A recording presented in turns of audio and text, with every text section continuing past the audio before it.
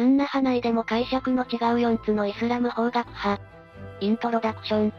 イスラム教スンナ派には4つの主要な法学派があり、それぞれが独自の解釈と実践方法を持っています。これらの法学派は、イスラム法の解釈において、異なるアプローチを取り、ムスリムの日常生活から法的判断まで、大きな影響を与えています。これらの法学派の違いについて、ズンダモンと四国メタンの対話を通じて詳しく見ていきましょう。ハナフィー派の特徴。法学派って何が違うのだ？一つ目はハナフィー派よ。8世紀にアブー・ハニー派によって創設されたこの派は、理性的な判断と論理的な推論を重視する特徴があるの。新しい問題に対して類推や個人の判断を積極的に活用する柔軟な解釈方法を採用するの。特にイスラム法の基本原則に基づきながら地域の慣習も考慮に入れる点が特徴的ね。へえ、どんな時に活躍するのだ？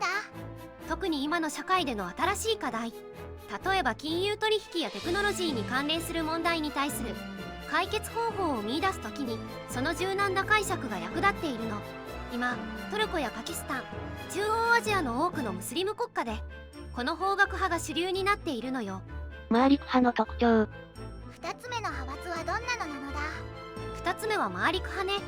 8世紀後半にマーリク、イブン、アナスによって確立されたこの派は、預言者ムハンマドがいたメディナの実践と伝統を特に大切にするの。メディナの人の集団的な実践を重要な方言として認めているのが特徴なのよ。なんでメディナが大事なのだ？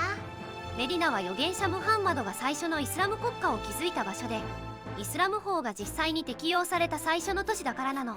そこでの実践は預言者の教えが最も純粋な形で保存されていると考えられているの。今は主に北アフリカやスーダン、クウェートで影響力を持っているのよ。シャーフィー派の特徴。3つ目はどんな特徴があるのだ？ 3つ目のシャーフィー派はイマーム・シャーフィーによって9世紀初頭に体系化されたの。この派はクルアーンとハディースの厳密な解釈を重視していて、特に方言の体系化に大きく貢献したの。方言としてクルアーン、スンナ、イジユマー、キアースの4つを明確に定めたのよ。なるほど。厳密に解釈するのが得意なのだな。そうよ。特に方言の優先順位をしっかりと定めているのが特徴なの。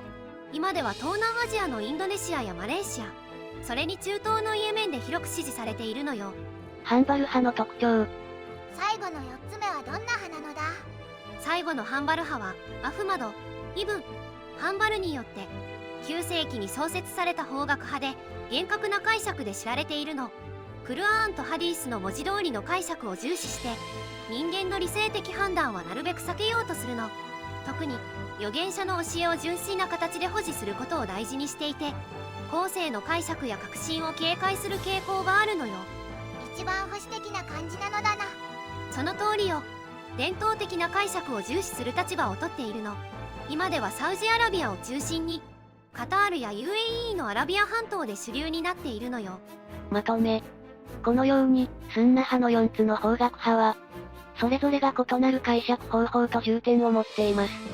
ハナフィー派の柔軟な解釈、マーリク派のメディナ重視、シャーフィー派の体系的アプローチ、そしてハンバル派の厳格な文字通りの解釈と、各派の特徴は明確です。これらの違いは対立ではなく、むしろイスラム法の豊かさを示すものとして認められています。現代でも、これらの法学派の解釈は、ムスリムの日常生活から法的判断まで、幅広い影響を与え続けています。今日の動画はここまで。最後まで見てくれてありがとうございました。このチャンネルでは、宗教にまつわる情報を5分以内の短くまとめた動画を毎日投稿中。